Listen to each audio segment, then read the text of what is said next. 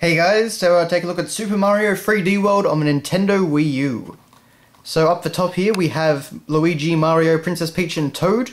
Of course the original group returning from Super Mario Bros. 2 USA. We have some little bits of Mario paraphernalia, as well as a transparent pipe up there. We have everyone in their catsuit forms around here, and they do look very fuzzy indeed. It's all actually quite nicely rendered. Over here we've got a bit of a snowy area and a bit of a tropical area. And you can see there's a little Goomba resting in a flotation device. And over here we can see the dinosaur Plessy. And we can see a flagpole and a few other little bits and odds and ends. I think there's a castle in the very far distance back there. So it's a pretty stylish and nice looking cover. Definitely got a lot in it. And those little diorama sort of things, they're going to appear quite a few times in the presentation of this box.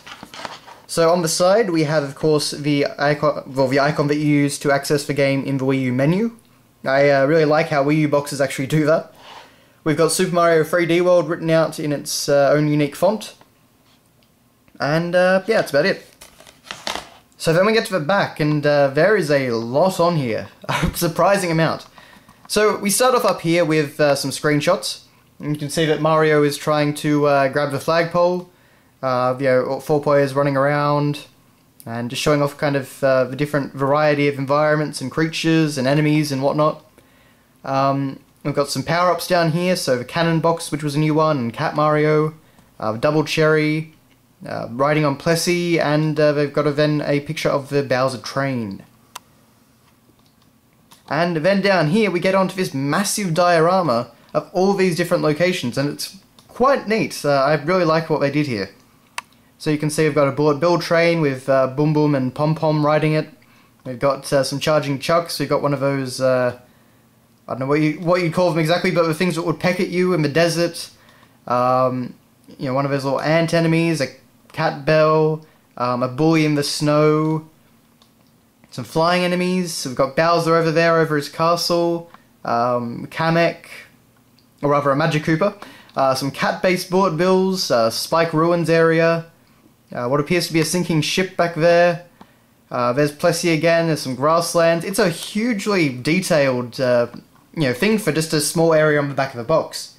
The only thing I would have actually liked to see is that in an original piece of artwork that they released, which was fairly similar to this sort of diorama style, they actually had the Comet Observatory hidden away just very small in the top right corner. So it would have been nice if they actually threw that on the back or front cover just to kind of hint at Rosalina's inclusion, but oh well. So of course up to 4 players can work together, and it talks you through their different moves. So of course Peach can glide, Mario is balanced, Luigi has his little flutter jump, and Toad is the fastest.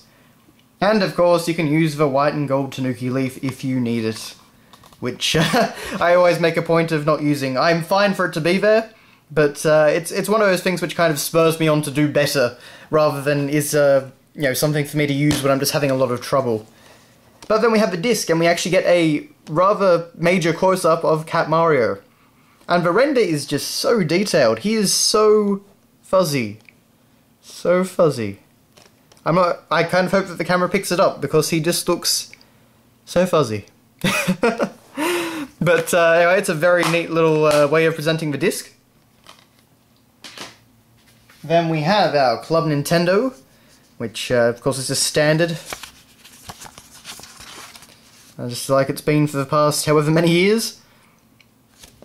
What, now 5 years perhaps? Maybe more? We have a little Wii U precautions booklet and important information. Always exciting.